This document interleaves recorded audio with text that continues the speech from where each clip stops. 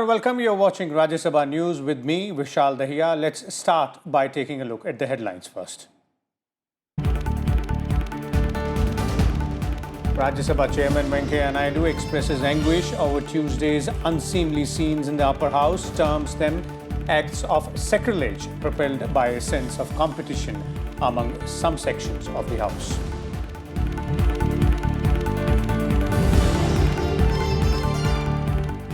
Rajya Sabha passes Constitution 127th Amendment Bill 2021. Bill also passed by Lok Sabha restores powers of states to have their own list of OBCs for reservation in jobs and education institutions.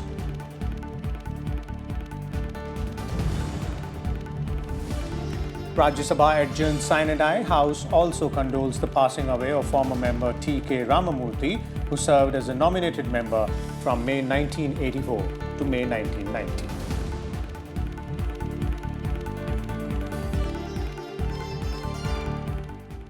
Now the news in detail. Rajya Sabha Chairman M. Venkaiah Naidu today broke down in the House while conveying his deep anguish over what he termed the acts of sacrilege in the House on 10th of August. Referring to the sleepless night he spent last night, Chairman Naidu said that he could not find any justification for what had happened in the House yesterday, even as he tried his best.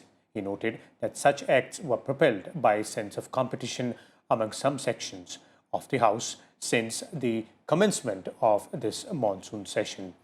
Chairman Naidu said that the table area of the House constitutes the sanctum sanctorum of the House, and anything said or done destroying the sacredness of this place amounts to sacrilege.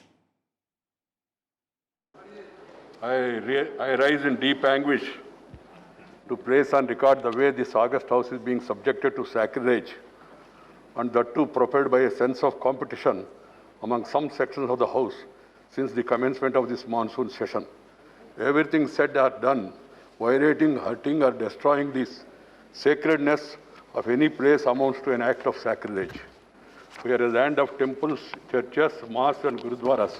These are holy places with demarcated sacred areas which are known as sanctum sanctorum. The Parliament, the apex legislature of our country, is regarded as the temple of democracy. The table area where the officers and reporters of the House, the Secretary General and the presiding officer are seated is considered as the holy sanctum sanctorum of the House. A certain degree of sacredness is attached to this place.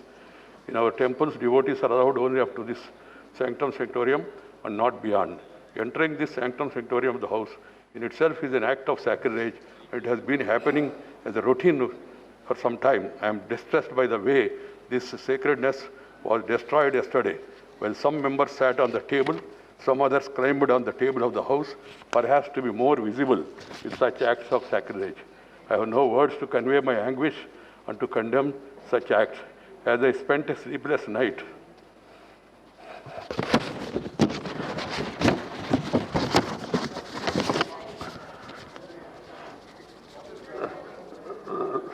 last night, I struggled to find out the provocation or reason for forcing this august House to hit such a low yesterday. A discussion on agriculture problems and solutions was listed. There can be difference of opinion and there can be a specific demand from anybody. They could have discussed it in the House, protested and voted against this thing. And you have got every right, members have got every right to demand for it withdrawal also. But it is for the government to act. You can't force the government to do this or not to do this. Different kinds are admitted by chair. Language used by the list of business is drafted in such a way that it is acceptable to all sections of the House without denting the thrust of the issue to be discussed. It happened yesterday too, and the chair has been doing it for a year. I find it difficult to understand as to why the subject was listed in the list of business for yesterday would have prevented any member to raise any issue concerning the farm sector, including 3 farm bills that some members were keen to raise in the House and even demanding their withdrawal. Yesterday was a golden opportunity for the concerned members to have gone on record with their positions on all issues relating to the right of the farmers. But it was not to the, please have the decency at least, as the chair is saying something, at least to hear it. You may not agree, that's a different matter. The positions on all issues to the right of farmers. but it was not to be, as the sole intention seems to be, not to allow the House to function. Sir, 35 bills have been passed. Right at the start of the proceedings of the House yesterday, I have cautioned them not to take up the listed discussion on farm sector. And then, what is worrisome, some members of the House have caught the sad moments of sacrilege in the House yesterday and posted it on the social media. While doing so, they only ended up showing the people to the extent which this August House can degenerate to the newfound competitiveness and aggressive disruption by some sectors. I was very sad. I am deeply anguished, and also the nation also is anguished. As the chairman of the House, I am sacred to visualize the implications and consequences of such competitive acts of sacrilege in our temples of democracy. I earnestly appeal to the collective conscience of this House to seriously reflect on what happened yesterday, to explore the remedies, if any failure to do would certainly amount to a setback to our parliamentary democracy, to make it irrelevant. I would like to remind all of you that we begin to celebrate 75 years of our independence in a few days from now. The choice before each one of you is very clear. Either to be best parliamentarian or the worst disruptor. The choice is yours.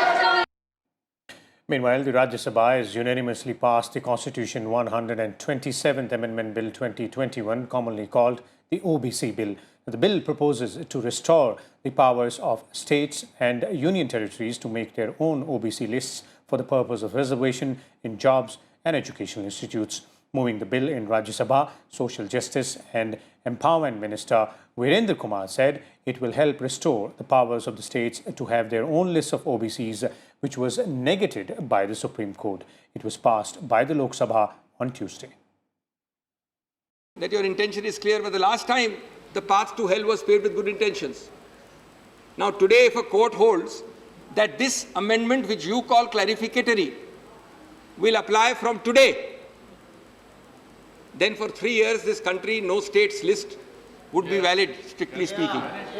So you should kindly add one more line, that it is clarified that this shall apply from a given date, and clause 1, 2 or any other clause can be put. It's a one line, half a line.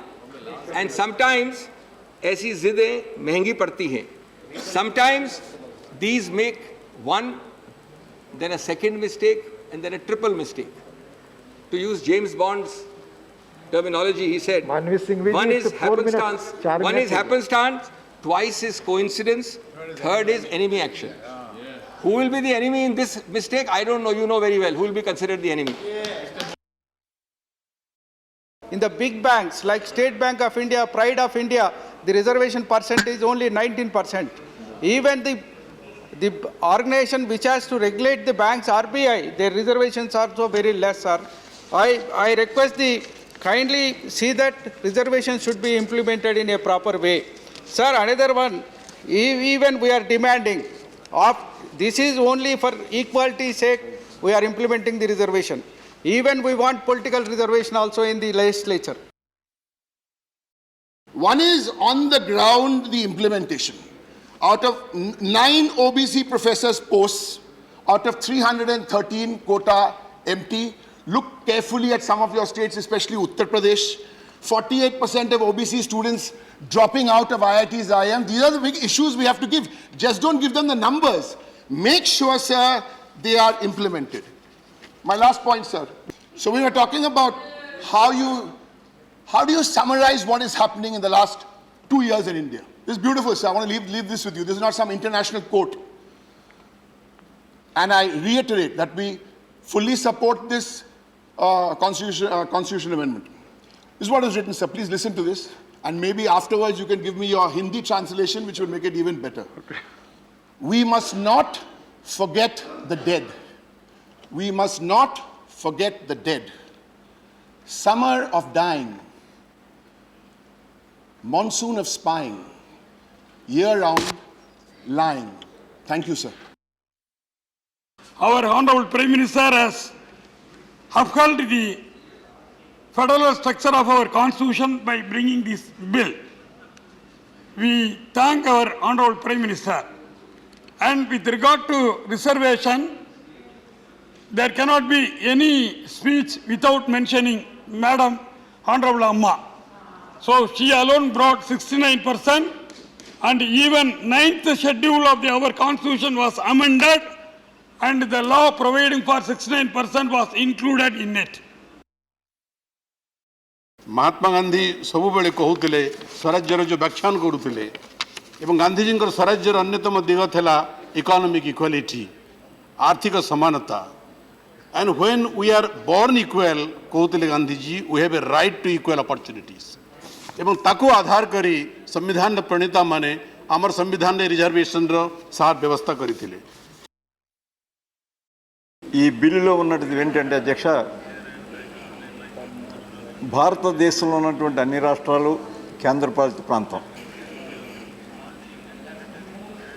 వెనుకబడిన తరగతుల జాబితా తయారు చేసే అధికారం బదలాయిస్తూ రాజ్యాంగం 342A సవరిస్తూ ప్రవేశపెట్టినటువంటి ఈ బిల్లు ఆహ్వానించదగ్గది ఆమోదించదగ్గది కూడా सती महोदय किसकी सरकार थी 80 से लेकर 89 तक इंदिरा गांधी थे, राजीव गांधी थे और सारे लोग थे। मैं सदन से जानना चाहता हूं और कांग्रेस के लोगों से कि आपने काका कालेलकर को ठंडे बस्ते में डाल दिया, आपने बीपी मंडल की रिपोर्ट को 9 साल तक लागू नहीं किया, और जब बीपी सिंह की सरकार बनी जिसमें भारतीय जनता पार्टी शामिल थी, उस सरकार ने मंडल कमीशन की रिपोर्ट को इस देश के अंदर और लागू करने का काम किया। तो सप्ती महोदय, अगर इस देश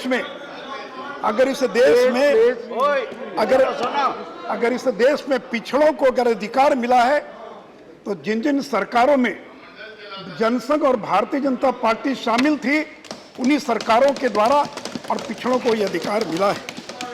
सप्ती महोदय, मैं कांग्रेस के लोगों से यह भी जानना चाहता हूं कि शेड्यूल्ड ट्राइब कमीशन को संवैधानिक दर्जा किसने दिया, आपने क्यों नहीं दिया? इस देश के अंदर इतनी बड़ी आबादी आदिवासियों की है, जनजातियों की है। जब अटल बिहारी वाजपेयी की सरकार बनी, सती महोदय, जब अटल बिहारी वाजपेयी प्रधानमंत्री बने तो 2003 में पहली बार अनुसूचित जनजाति को और संवैधानिक दर्जा देने का काम किया। It was in the year 1927 itself that our parent party, Justice Party, was ruling the Madras Presidency. The first communal GO was introduced providing reservations to all the people, all the sections of the people.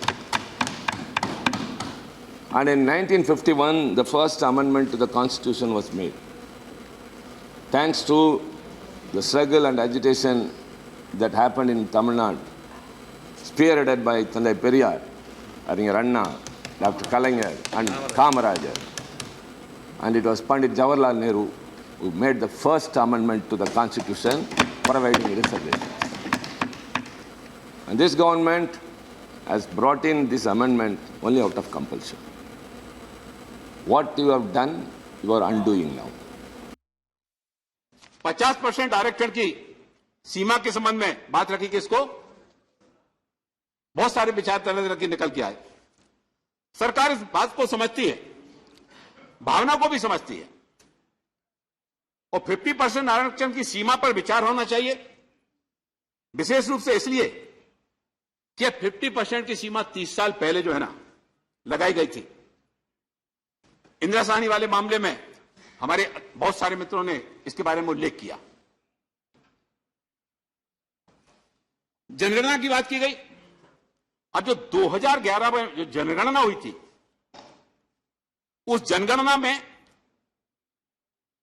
ग्रामीण विकास मंत्रालय के द्वारा उसके बाद सामाजिक और आर्थिक सर्वेक्षण भी कराया गया, जिसमें जाति संबंधी प्रश्न पूछे गए थे, लेकिन यह सर्वे ओबीसी के संबंध में नहीं था।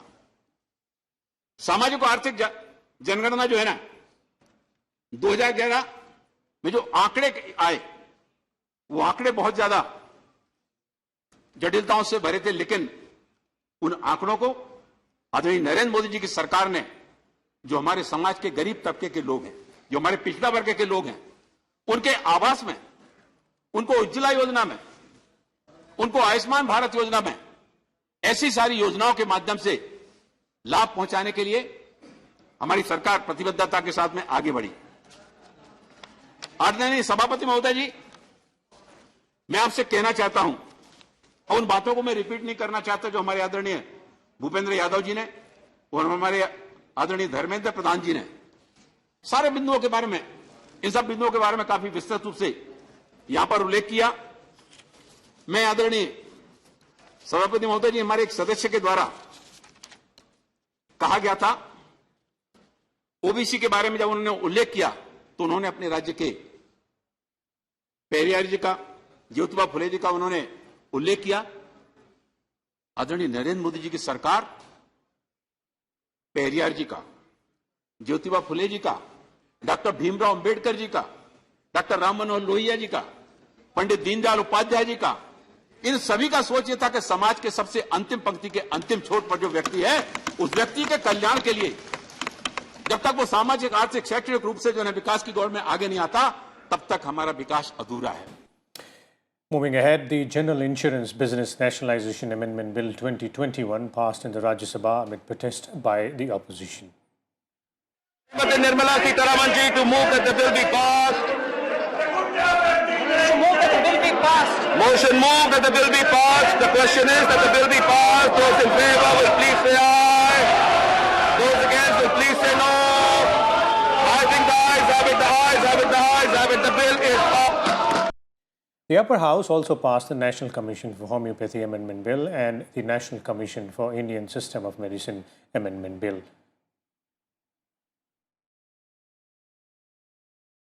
The Upper House on Wednesday condoled the demise of former member T.K. Ramamurthy. He served as a nominated member of the House from May 1984 to May 1990. Honorable members, I refer with profound sorrow to the passing away of Sri Thindi Vanam K. Ramamurthy, a former member of this House, on the 8th August 2021 at the age of 87 years. Born in April 1934 at Thindi Vanam in Villupuram district of Tamil Nadu, Sri Ramamurthy was educated at the Pisces College, the Presidency College and the Law College, Chennai. An advocate, a trade unionist and an agriculturist, Sri Ramamurthy strived for the upliftment of farmers, backward classes and downtrodden. He served as a member of Thindi Vanam Municipal Council from 1963 to 1968 and as a member of the Senate of Madras University from 1968 to 1970 and again from 1978 to 1984. Sri Ramamurthy started his legislative career as a member of Tamil Nadu Legislative Assembly from 1967 to 1971. He also served as the leader of the opposition in the Legislative Council of Tamil Nadu from 1981 to 1984. Sri Thindi Vanam K. Ramamurthy served as a nominated member of this House from May 1984 to May 1990. In the passing away of Sri Thindi Vanam K. Ramamurthy, the country has lost a dedicated social worker, a veteran trade unionist and an able parliamentarian. We deeply mourn the passing away of Sri Thindi Vanam K. Ramamurthy. I request members to rise in their places and observe silence as a mark of respect for the memory of the departed.